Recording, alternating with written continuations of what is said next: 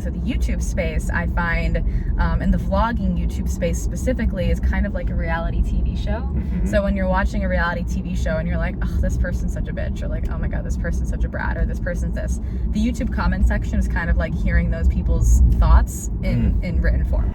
Sun is coming up, are you ready to go? We can take it right, we can take it slow. Yeah. Welcome back to the Road to Self-Love. It's your boy, Paul Fishman, self-love coach and you do you activist. So excited because I have the one and only Amanda Bucci here with me today. So excited. In the car. Well, we just recorded her show, which was so much fun, and I am excited to dive into everything about you today. Now, the first things first is that for me, self-love, as you know, is the devotion to your individuality and showing up as you truly want to be known. So, Amanda, just drop it for the people. How do you want to be known? How do you want them to know you? I love that. That's a really wonderful way to introduce someone or have someone introduce themselves. It gives them the opportunity to own who they are. Mm-hmm. Yeah, I've been like on such a journey of that. So how I want to be known. I am an intuitive business coach. I am also an individuality activist. I absolutely love supporting people and uncovering the truth of who they really are as they go on their social media growth and business journeys, as that has been my journey over the last 5 years, and really coming into myself in front of thousands and thousands of people online on the internet. And I am also spiritual psychology certified. I have a certification in spiritual psychology from the University of Santa Monica. My background is in fitness, and I grew my audience from 2014 through 2016 through fitness vlogging and sharing everything about my life and my fitness journey online in front of, like I said, thousands of people. And I moved into the business space in 2017 and have since coached over 200, 300 people or so, 1,000 plus people in my programs, really dug into all things on how to start, grow, and scale a business, and have dedicated my last couple of years to helping other entrepreneurs do the same. And yeah, really now just landing in the support of other people, getting clear as hell on who they are and how they're really showing up in the world, and owning all of the parts of themselves that are holding them back from being their truest, most self-expressed self. That's beautiful. Yeah. I will know you as that, and I received that. That's powerful. So one of the first things you said is that you're an intuitive business coach. And I think that this word intuitive is thrown around a lot. Yes. And I'd love for you to share, like, what does intuitive mean to you? Yeah. I mean, I definitely recently kind of started owning that word, and I've been on a whole journey. And I think actually a lot of my clients, and if you're a creator online or if you're an entrepreneur and you use social media, one of the biggest things people get tripped up on is their Instagram bio. So many people want like an Instagram bio audit, and how do I say who I am in 150 characters or less? Like, what words do I use? How do I get people to see me and understand who I am? And it's been a whole journey. And I used to have an aversion towards the word coach. So I was like, I'm more than a coach, and like all these connotations we have around these words can really either make or break us. And I think coming to the word intuitive, I was toggling between a few words. I had holistic business coach there for a while, which meant to me incorporating all aspects of the self and all aspects of the personal journey as it relates to coming up with the business model that's correct for you, coming up with the content strategy that's correct for you. And now intuitive to me really means I'm so deeply connected with the human experience as it relates to business growth and social media, because it's been like the thing that I have immersed myself into so deeply for the last 5 years, spending all of my time on social media, not in a way that's been destructive, but in a way where I've almost like, I've talked with the word sociologist before, because I'm like, what is it that I do? Like, I'm understanding the landscape of the platform. I'm understanding how humans are interacting with this platform and how it's helping people become who they are and figure out. It's like an ego witnessing mechanism to me, which is a really cool way to think about it, because we're looking at ourselves in third person all day. How are people perceiving me? Oh my God, is this something that people are perceiving the way that I want them to perceive it? Is it actually matching what's on the outside, on the inside? Does this feel in alignment, or am I feeling like I'm putting on some persona for other people? So coming up to the word intuitive is, for me, knowing that I am deeply connected with the experience of how people interact with the platform, with themselves, with their businesses, and being able to kind of tap into the truth of who they are and really seeing them as the soul and seeing them as the being that they are, that is bringing a specific gift to the world, and then being able to kind of formulate this business model that is going to be the exact correct thing for them at this point in time, that's going to be of the highest service and of the highest good to their awakening, to the awakening of other people. Yes. Yes to that. Yes, that's beautiful. A long explanation. No, but those are the most powerful explanations, because sometimes it takes more than just a few words to explain yourself, and I think that giving yourself the permission to do so, especially because you have more than 150 characters, right? When we're chatting on a podcast, that's what's so beautiful about podcasting. I love podcasting for that reason. I remember I was writing Instagram captions, and before I decided to make a YouTube channel, the reason for me making a YouTube channel was because in 2014, I didn't even realize that YouTube was a thing, that people on YouTube were YouTubers. Like, they did the YouTube thing, and like YouTube consumers were like living in that platform, and I wasn't one of those people. So I was like, you know what? I have a lot of stuff to say, and I need somewhere to put it. And I just like have continued having a lot of stuff to say for the last 5 years. So I have had a YouTube channel, now have a podcast, and I think that's one of the best things about it, being able to just take the time and express and share. Yeah. So I would love to talk about the YouTube journey a little bit, because, YouTube is one of those interesting phenomenons that either like you're able to just immediately make it happen, or it takes years and years and years and years. And I think that you had like the blessing of like getting into it before a lot of people started doing it. Yeah. And I loved to hear your why. You shared your why around why you did it, but just like you recently you stepped away from YouTube, but now you're getting back into it. Yeah. So I'd love to know like the YouTuber journey of yours. Oh my God, yeah. And I think, thank you for asking, because I think it's really relevant to the self-love, the road to self-love, and my personal journey of that, because getting on it initially, I kind of say I had the beginner's naivety, where I wasn't in this content consumption craze phase, as I call it, where now we're constantly, not all of us, but a lot of us are following a lot of people. A lot of us have a high level awareness of all of these people that are doing this, this, and this.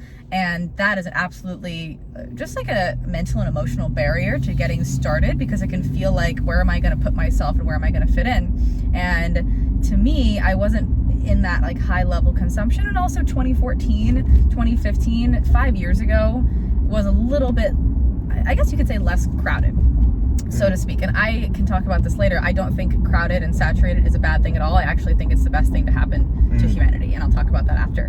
But back to then, to me, I was getting into fitness in college, and I remember being in college and really enjoying just like being in the gym, and like I was falling in love with that experience of dedicating myself to something and really feeling like I was keeping the promises I made to myself. And like, it's a confidence developing mechanism at the end of the day. It's like you daily keep the promises you make to yourself through committing to a specific nutrition regimen, or committing to a specific physical regimen. It's the same thing like committing to a podcast or committing to your self-love journey. It's just a commitment at the end of the day, and it doesn't actually have anything to do with your body. It's just a commitment. So for me, that was the vehicle for creating a lot of confidence and really like developing a sense of self really for the first time.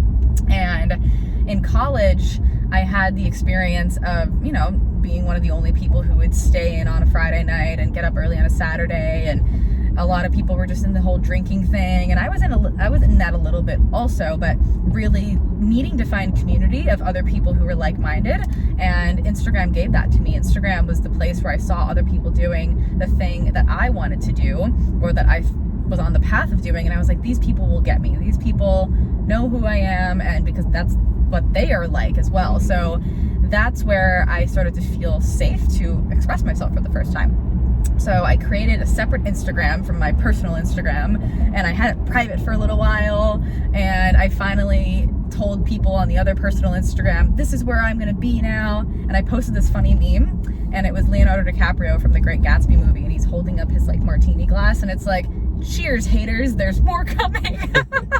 And I was like, follow me at my new Instagram. It was hysterical. And about a year later, I started YouTube because I kept posting content, and I always wrote long form content. Here's a workout, here's what I'm eating, here's this. And I was like, I have a lot more to say. I want to teach people stuff, and I'm getting a lot of response and everything. So as I started on my YouTube journey, I was graduating from my senior year of college, and I went to nursing school at the University of Rhode Island. So I graduated from nursing school. I was in the middle of doing a fitness competition. I started making YouTube videos. And for me personally, it definitely was like the right niche at the right time. But looking back, I actually did everything correctly. In hindsight, I was super committed. Posted like a video every single day. I was constantly adding value online. I made about 200 Instagram posts before I even started a YouTube channel, and this was like 2014. So like constantly posting and constantly I was doing giveaways for my audience. Oh my god, I hit 5,000 followers, I'm gonna give away a gift card to Amazon, like whatever random stuff. So I was interacting with my community. I was super grateful. I was creating engagement. I was building relationships in DMs and in the comment section, and I like knew people who followed me by name, and I like really cared because like those were my people. So in hindsight, I was really doing everything correctly. And as I started this YouTube journey, similarly, I did everything correctly in some respects. So sharing a lot of content online. For me, the experience was actually getting a lot of validation. White woman, I'm good looking, I was sharing my body transformation, tons of validation. So like all of the, my personal upbringing, I always say didn't have a lot of, like it's not that it didn't have a lot of challenges, but I definitely lived in like a privileged kind of, didn't necessarily, not minority, didn't like not marginalized. I didn't face a lot of that stuff, which like I always kind of had a little bit of I guess judgment around that, because it does create a different kind of experience where you have to figure out where is my worth outside of like what people say about what I look or what people say about my achievements. So it's just a different context. But it was interesting because my experience was all of this validation. Oh my God, thank you for sharing it. Oh my God, awesome stuff. And I grew my audience really quickly. So once I like went all in and I committed, I was getting brand deals. I was like making money from fitness coaching clients who were like, how do I work with you? I want to work with you. And I ended up deciding not to go the nursing route because I was like, this internet thing is like really working for me. And it took a long time for me to finally decide. So I decided. I went all in. In 2016, I made a video like every single day, and I went from 6,000 subscribers to 100,000 subscribers in 6 months, which was absolutely insane. Wow. And my journey from there actually became super interesting. So the YouTube space, I find, and the vlogging YouTube space specifically, is kind of like a reality TV show. So when you're watching a reality TV show and you're like, oh, this person's such a bitch, or like, oh my God, this person's such a brat, or this person's this, the YouTube comment section is kind of like hearing those people's thoughts in written form. So I would like start getting random mean videos about me, or like random trolling kind of comments. So what was happening was all of this validation, and then slowly but surely, quote unquote, haters started to sink in. And then I finished my bikini competition journey. I had done 8 competitions. I filled them. Wow. And then my metabolism from all of that was really slow. So I have 200,000 subscribers. I gained 30 pounds in 6 months in front of all these people after they had just saw me like lose all this weight and like look really shredded, and this whole experience of like hyper validation for the way that I looked, and then having that completely taken away from my own doing, obviously. And then having like, you're super fat, you shouldn't be a fitness influencer anymore because you can't even keep it together yourself. Oh my God, you look disgusting, when are you gonna lose weight? Like just it's like the cesspool of the internet lives in YouTube comment section. So hyper validation, and then negative validation, constant negative validation. And after that experience, I went on to have a couple of other experiences that follow this same thread, where I switched from the fitness industry and I started to fall in love with business and teaching people about that. And then I posted some content around business, and then I got, oh my God, you're a scam artist. Oh my God, you're in it for the money. Oh my God. And like just a ton of hate, really. And what that did for me in my own self-love journey was teach me that it's actually not about what people say, if it's good or bad. It's actually all completely neutral. If you are getting all this positive validation, you're outsourcing your power, and you're making those people God. You're making those people your source of power. And that's what I was doing. And then when that got taken away, it all felt completely like, who am I? What am I wrong? And I have a people pleaser wound similar to you. So having all of these people hate me was like deeply triggering to my sense of self. And I completely felt like, why am I even doing this? I wanted to quit the whole thing. And I learned in that moment, or in those moments, those multiple times where that was happening, that it's not about either. It's actually, can I create a sense of self within first? Right. And then from there, I can actually either receive this feedback negative or positively, or I can just actually take it as completely neutral. And that's been a 5-year-long journey or so of really utilizing social media for learning that lesson, because that's one of the biggest lessons that I support my clients in the business and entrepreneurship space, is like, it's actually not about what people say about you at all. When you love yourself, you can take it neutrally. Yeah. And so this basically brings you back to present day, understanding that YouTube, as you decide to step back into that, it's okay, right?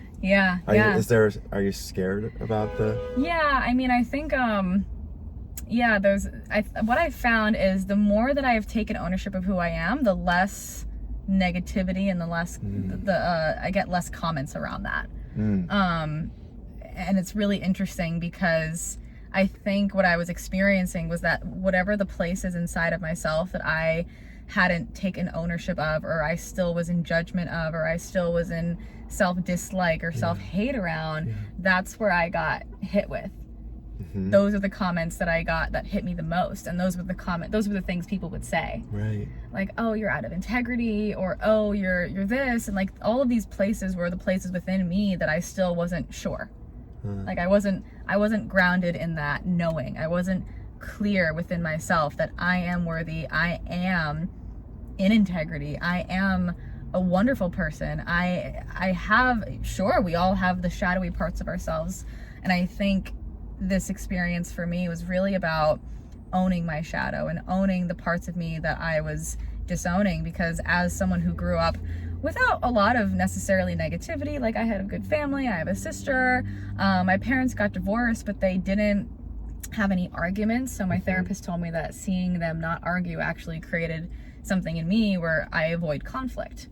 And I'm like, I hit that. So my conflict avoidance is very high. I'm a 9 on the Enneagram, which is the peacemaker. I'm a Cancer, so I'm emotional. So all of these things, like the core wound in me is conflict avoidance, but also not really owning my shadow. I always just kind of was like, I'm a light, happy person, and I would reject darkness. I would reject the things that I thought were bad or like yucky, and I would do anything possible to avoid being seen as that, because I didn't think that was a part of me. And I've actually recently gotten into a relationship with my lovely partner, John. And he's very lovely. He is so lovely. And John has been through all of the stuff. He's sexually abused as a 6-year-old, beaten by his dad, multiple suicide attempts in his life. So deep darkness, really.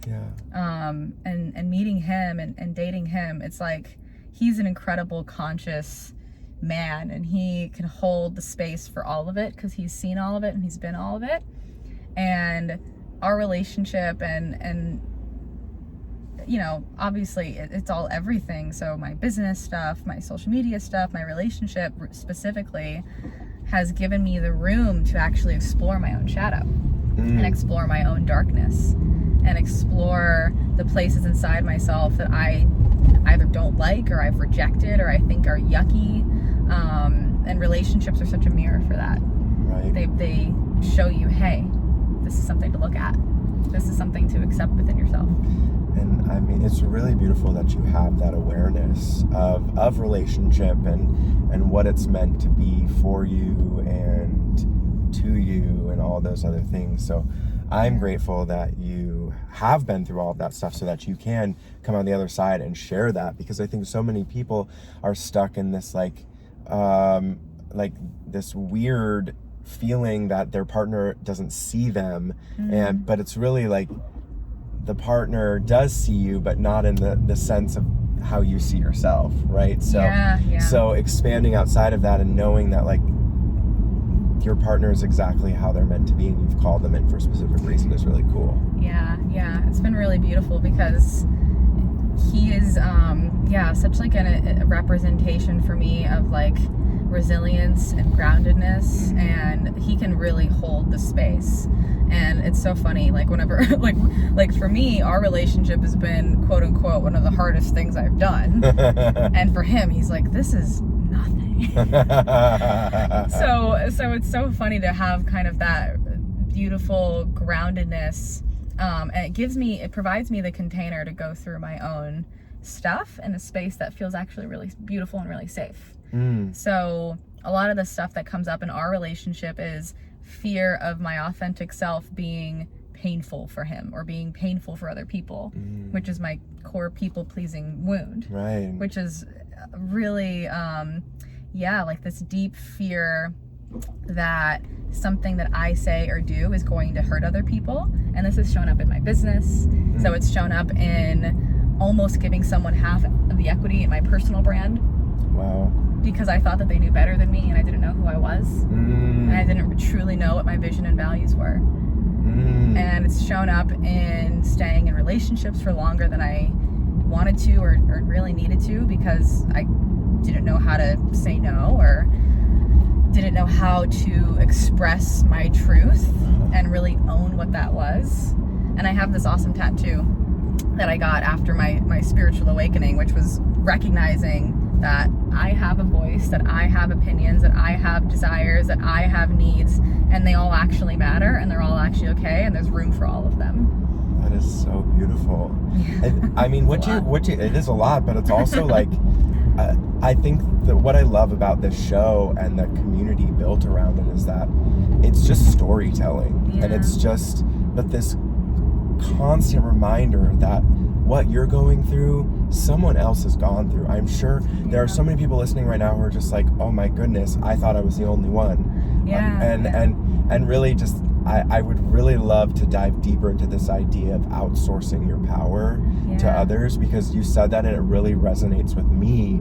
And I know, like, in any sense of the words, like, if that hit home for someone, like, what would you say to someone who has this like aha moment? Oh wow, I've been outsourcing my power, whether it's to my followers or my partner. Like, what would you say? Yeah, you know, I actually recently read this really incredible book called The Anatomy of Spirit by a woman named Carolyn Miss, and she explained it so beautifully. She was discussing that we have these like channels between us and other people, and when we put someone else in the position of power, like this person can make me happy, this amount of followers can make me happy, this body can make me happy, and that's our directionality, that's the person or the being or the energy that we are essentially saying, you have the power to change how I feel.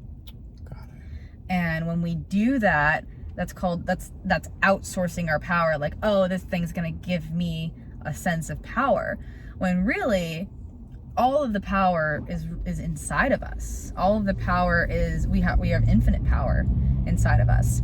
And when we have directionality somewhere else outside of source or outside of ourself, anything that thing or person does that isn't what we expect or isn't what we want can emotionally throw us into this whole experience of distress or upset or frustration or anxiety or fear or anything, and that's where we can become really victimized. Right.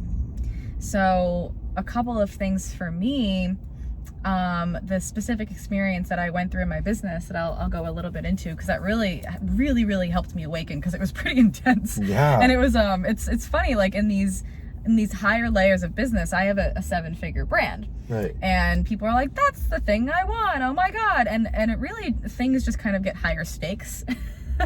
It just becomes a little bit more pressure filled to figure everything out and pay team members and like create this amount of money every single month. And like, it's a whole thing. So for me, I had built a really big audience before I had a business sense.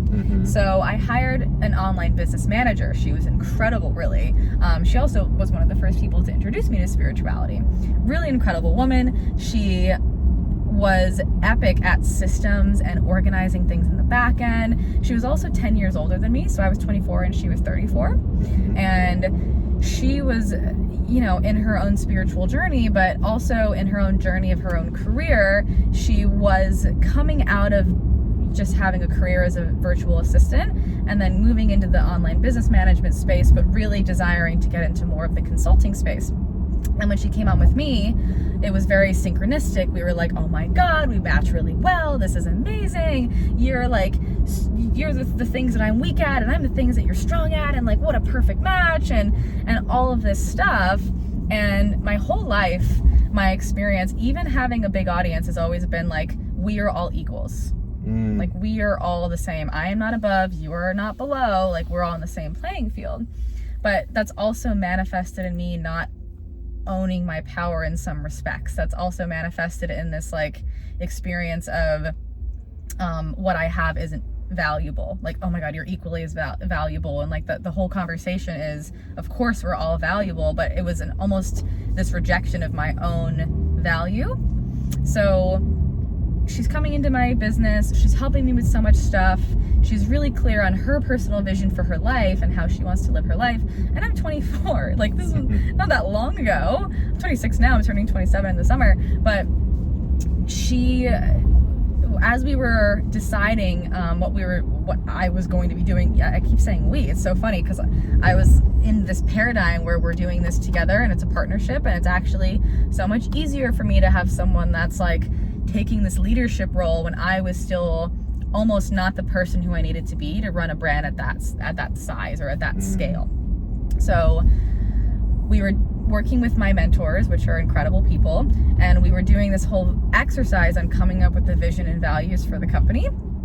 And the way that they do it is that like the whole team is involved. Like, let's come up with words and values that we want to make sure the company is running by. And every time we did these exercises, it would feel like there was so much resistance and I didn't know why. And it's essentially like, what's the like system that you live by? Like, who are you? What do you care about? What's meaningful to you? What are the words that like you feel in resonance with? And she kept saying all these words, which were great. But you know, when people say certain words and you're just like, yes, I love that, but like I'm not in resonance with that word. Like my friend Gina DeVee, I recently interviewed her yesterday, and she uses the word fabulous all the time. And I'm like, I love you, but I don't resonate with fabulous. Like, I drive a Honda Civic and I like don't, it's like not that I don't mind luxury, but like that's just not my template. Right. And it's hers, and I like super think it's amazing. And some words just don't resonate. So she's saying all these words, and they weren't landing for me, but I was like, yeah, sure. This is my company. I'm like, sure, that sounds good. And to me, it seemed as though she knew herself more than me, so I was outsourcing my power to her. So what ended up happening was we were coming up with the vision and values. I was increasingly feeling all of this resistance towards her. And there was just like such a tightness in my chest, and I didn't know what was happening.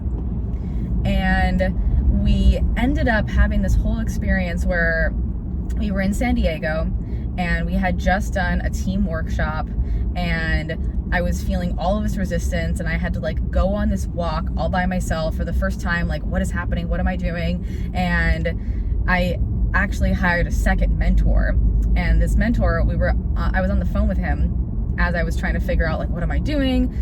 She wants to have 50% equity in my company. Like, should I figure out a contract for this? And he was on the phone with me, and her and I were actually sitting at a table together at Cafe Gratitude in San Diego, and in downtown. Yeah.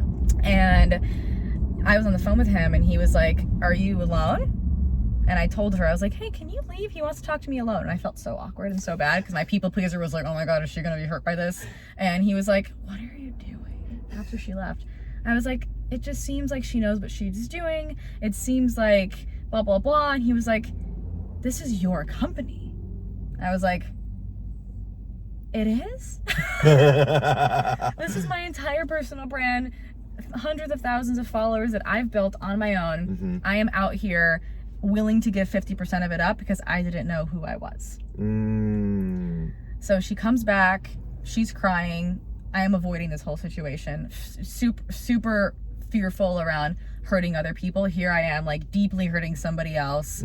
And what ended up happening was we went through this whole back and forth, and I ended up talking to my mentors about this, feeling so stressed. I didn't even know how to have the conversation, and they ended up firing her for me because I was so conflict avoidant. I love her, she's incredible, and I just didn't know how to have this conversation. I just was so deeply in my body, like my body wasn't letting me do it, like trauma around, not sure where it comes from. I have some thoughts about, like, my twin sister and stuff, but somewhere in my body was like, this is not okay. It's not okay for you to have your own desires. It's not okay for you to have your own company. Like, you can't even have your own thing and have it be okay to just exist as that without giving it all away to other people. So I would, like, pay, and, like, that's just become a pattern that I've seen in my own business journey of really healing that people-pleasing pattern, as to not, like, allow myself to feel and experience being taken advantage of, or outsourcing so much and, like, paying this and paying that to these people, and there's just been so much of that kind of experience, and it really just goes to show how much our wounding comes up in every area of life. And if we don't get to the root cause of that, if we don't step into this self-love journey of, I am good enough to just exist as I am, and I don't need to pay other people, and I don't need to outsource my power to other people to figure out what I need to do for my fucking life. I think that's, I mean, first of all, thank you for sharing that. I think it's really, really great to experience that story on such a deep level, and I felt like I was there with you. I was like, sitting in Cafe Gratitude, in, like, San Diego. In San Diego. It's like, and so I'm curious, because when it comes to the entrepreneurial journey, and when it comes to just this journey of life, and really, we talked about this on your show, I'm with this idea of, like, I don't know who I am, right? Like, and I personally believe that the phrase "I don't know" is just like, I'm really just scared, you know? So it's like, what was happening for you at that time? Where do you feel as though this continued to happen to you because you were unwilling to look, and you knew what you wanted, but you were too scared to own that? Yeah, I think the fear at that time, the, like, top layer fear, was I am not good enough. And that came from, I think, fear around not being good enough and not, like, trusting myself. Being young and being in an industry where a lot of my friends have done it for a longer period of time, and, you know, coming into a space where I created success quickly, success as in lots of followers, which is high level credibility in just this whole industry, which is funny because my experience of myself was I was just doing stuff and people came and, like, which is just funny. And the experience I was having was almost like not feeling worthy of the success, or not feeling worthy of, I did this on my own, or, like, I was worthy so I created this, or, like, I did this because I did things correctly, not out of luck, or not out of whatever. And I think the other wounding was like, oh, you know what, I did do this out of luck because it was easy, and, like, I was in the right place at the right time, and, like, I wasn't owning, again, just another experience of not fully owning the power that I had. And I don't think people just create audiences out of luck. I think now, teaching how to build audiences, I think it's a real experience of, like, being ready to be seen at that level, being available to take on whatever is coming at you and hold it. And it's like, I think I was spiritually ready for that, even if I wasn't aware of it. So my experience of myself in the last like 2 years specifically, I've been really coming into my power, not just in my own like business mastery, but in my own spiritual mastery as well. And I think I can process things very quickly, and I have an experience of myself where I can learn a lesson and integrate it into my being very quickly. And I think it's even taken me a long time to take ownership of that level of power. And I think we all have these special things inside of us that we kind of downplay. And we're like, oh, I'm just, it's fine. We're like, oh, I did this because like, here's all the justifications as to like why I did this, or like why I have success, but also like, here's my human self, and like, I want you to see this too. And not really taking ownership of like, I do have this. I am incredible with this. I am actually an expert at what I do. I do have really incredible processing power. I am intelligent for my age, but also just intelligent. Like, all of these things that I think I've personally, and I think so many of us, struggle to just own. Be like, this is mine.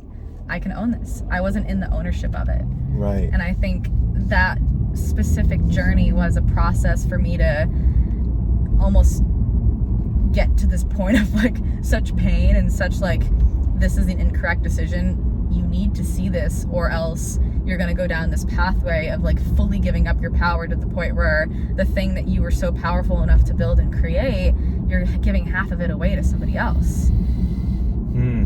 And after I made the decision to be like, okay, we're going to let go of this person. And after that period, there was like this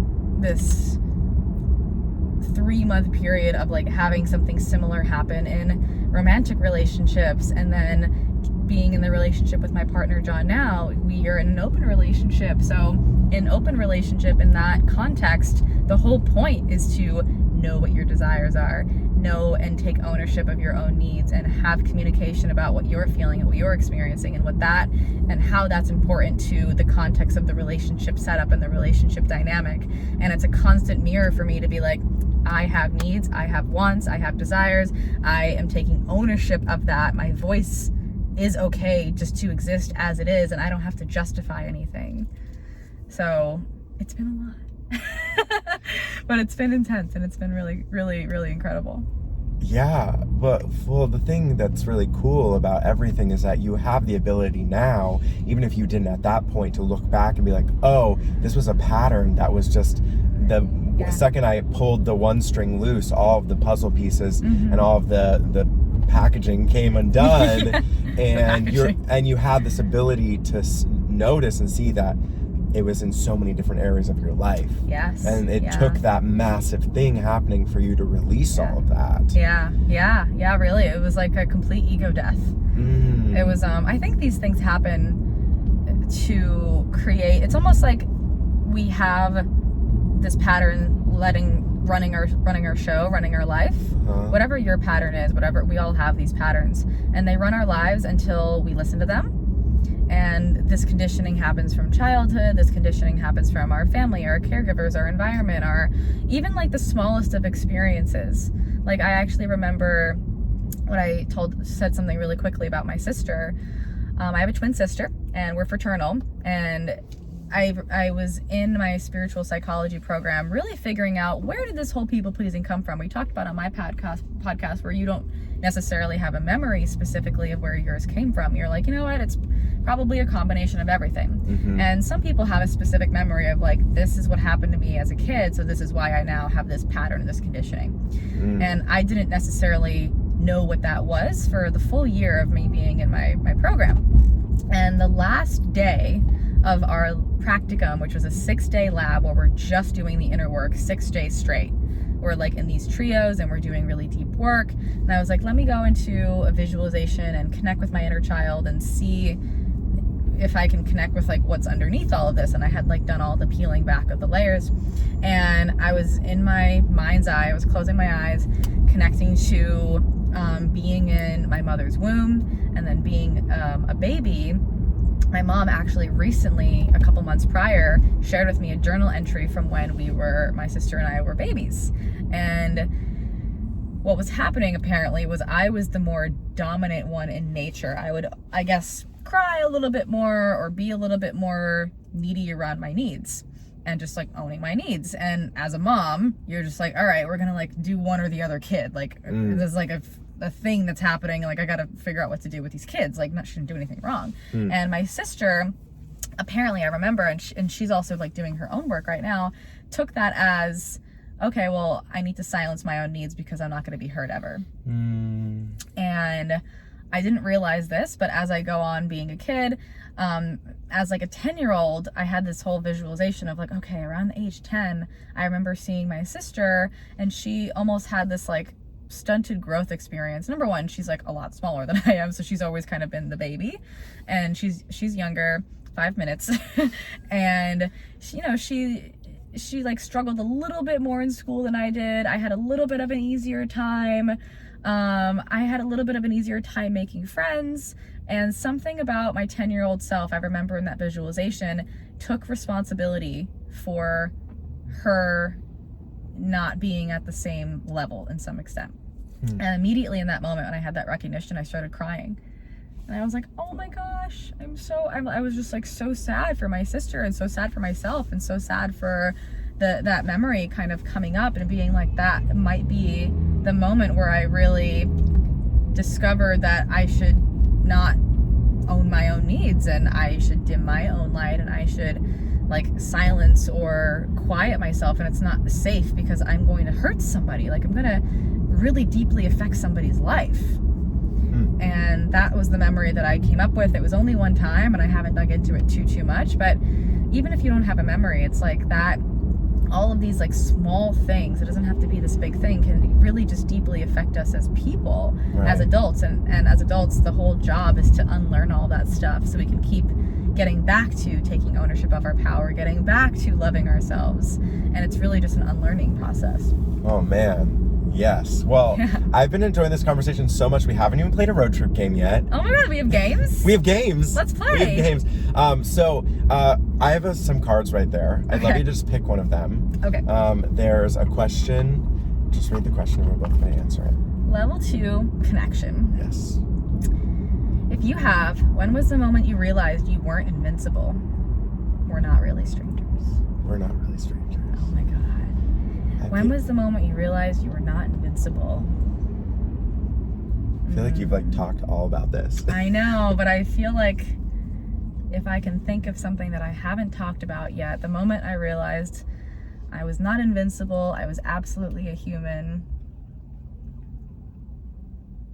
You know what? I think I can talk about a moment in my relationship, because it was funny when I first got into my relationship with my partner. I had not yet healed my fixing wound either. And as someone, John, who has struggled with mental health in a deep way, and he's on his own healing journey, and he's done so much work. He's like been to all the therapies, also really well studied in religion and philosophy and all of these things. And here I come, new in the relationship. I'm like, have you tried this? Have you tried this one? Have you tried this one? And in his like deepest, darkest moments of me being with him in those experiences, I realized that that's not going to work. That does not work for people. And recognizing that it's actually not me who is the savior. It's not us who were there to fix other people. It's actually not our responsibility at all. And all he needed in those moments was love. And it's almost like I had to fully step back and be like, this isn't about me. I'm not coming in to like make this about me and create an experience where like I'm gonna help you solve your problem. And I'm gonna come in and I'm just here to love you. And that was super hard. That like really was a huge hit to my ego. And I think the hits to our ego are such good moments of recognizing that we aren't invincible and that we aren't perfect and that we aren't superheroes either. And all really other humans need is to feel loved and to feel understood and to feel accepted. was a big hit to my ego. Yeah. Man, you've got like all the stories and Lots of stories. and all like the knowledge and at the young age of 26, I gotta catch up. At 35, I gotta catch up to you. No, it's my own journey. I'm trying to think of when I didn't feel invincible, because I can relate to this idea of like, you know, the ego, and when the ego dies or feels really bruised, that you're not invincible. Because for me, like, as humans, we tend to really live in that feeling of invincibility, like, oh, I'm never gonna die, I'm never gonna do this or that, and I think that whenever I experience like true vulnerable connection in a way that is so powerful and beautiful, like whether it was at the gathering that we had at Sahara's birthday party, that was so beautiful, and just like standing in my true soul as a human, like knowing that like if I were always to be invincible, I wouldn't get to experience moments like this. Yeah. And like let things in like that. So that for me is my workaround answer. Have you shared with your podcast our experience at Sahara's? I have not. Oh, it was so fun. It was so fun, and it was just a beautiful it was just a night of self-expression, I feel. And it's like deep self-expression and deep like honoring of the other person's self-expression. It was a beautiful container of 8 or so of us. Yeah. And our mutual friend Sahara was like, get dressed up with your sexiest self. And it was 6 or 7 of us girls in like lingerie, and Paul and Saw, and they were the tokens, and they came also, and we were dancing to like Sahara was like, pick your sexiest song and you're gonna dance in front of everybody, and we're going to like scream yes for you when you're doing your stripper moves, and you are going to be shot with like a money gun and imprinted this beautiful sexual, sensual experience with abundance and with like community and love from other people. It was really, really epic. And you had your own experience of like, how am I showing up in this, and like, what's my experience of this? Yeah, because I love to dance, and I just love to perform, and it's the exploring who I am as a true individual, like in the next steps and the next journey. So for me, showing up in that way and being able to sing for all of you and show up in my pink patent high heels that I love to wear as Miss Self-Love, my drag persona. If you're like, who is Miss Self-Love? I should have Miss Self-Love on the show sometime. Oh my God, that'd be great. Yes. That'd be great. That would be great. And so it was really exciting for me to be a part of that and really craving that. So I'm glad that really brought you and I together too. Yeah, so it was the best. So I just have a couple of more questions for you. I could talk to you for hours, and we have so many different like avenues to go through, but I do want to know from you, like, what does self-love mean to you? Yeah. Oh, I love that. Self-love to me means saying yes to your truth, even when it's extremely painful. Even when it requires you to have really challenging conversations, or to meet yourself at your edge and do the thing that feels absolutely petrifying and terrifying, because that's the only thing that really matters. Yeah. The only thing that matters is that we live within our truth. And your definition, devotion to individuality, it's that devotion to the individuality, the truth of who we actually are. And sometimes that means going through some shitty stuff, going through some really shitty feelings, having hard conversations. Sometimes it means destroying parts of our lives and having things seemingly crumble, but they're only crumbling as to bring you closer to the truth of who you are. Yeah, I like that. I saw this quote that it was like, sometimes when things feel like they're falling apart, they're actually just falling together. Yeah. They are. I love it. Yeah, thanks for sharing that definition. Okay, so we have another road trip game that I play with everyone. I'm just merging them both together. Great. So I always play Fuck, Marry, Kill with my guests. Oh my God, that's so fun. So if this is your first time listening to the show and you're like, what is Fuck, Marry, Kill? We don't have time for a PR scandal on the road, so we won't be doing this with humans. We are doing this with things, concepts, like ideas. So I'm gonna ask you, Amanda, like, to choose one thing that you would make sweet, passionate love to. Okay. One thing that you would marry and spend the rest of your life with, and one thing that you would put in the ground. So, Okay. Fuck, marry, kill, Instagram, podcasting, YouTube. Oh my God. Oh, that's such a hard one because my relationships to all of them is so different. Yeah. Oh my God. Okay, I think I'll really definitely fuck Instagram because it's like the fuckable one where the party's at. Everyone's like hot on Instagram. Oh my God. I feel like I'm having like an identity crisis with the podcast versus the YouTube. Because my immediate sense is kill the YouTube because of my relationship with it and people on there, but it's also where everything happened for me and where I really got my start. So I think I'm gonna go with marry YouTube. And kill podcasting. Oh my God, that's weird. Well, Yeah, that's what it is. Wow, what a journey. I wonder where that answer is gonna take me. well, you know, it's interesting that you said that because I hear what you're saying about YouTube is where it all started, and sometimes, like, you know, you have to kill where you began to have a new beginning. Yeah. But that was just, you know, that was my expectation of where you're gonna go, and you didn't go that way. And thank you for, who knows? for keeping it real. Yeah. Keeping it real. So funny. So if you're listening and you listen to Bucci Radio, it's dead. It's dead. It's dead. I'm just kidding. It's actually dead. a really great show. Yeah. I love it. I love my podcast. And I love that you call it Bucci Radio. It's just it's a radio show. It is a radio show. So awesome. Well, this has been just like so magical, such a wonderful conversation. And what I really appreciate is it really just felt like I got to sit and learn and hear so many beautiful stories that I so deeply resonated with, and I know that everyone listening is resonating with. So if people are just like, I want to resonate more, I want to learn all the things about building my business, but also get to know this amazing soul, where do they find you? Drop all the things.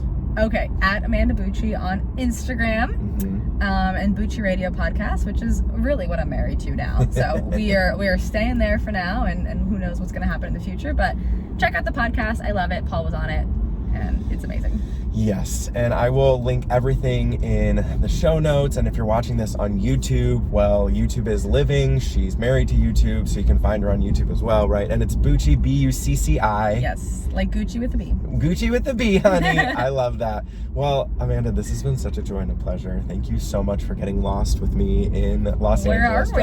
Where are we? I have no idea, but we have. But we're somewhere. We're somewhere. We'll figure it out, and we'll see you next time on the road to self-love. Bye.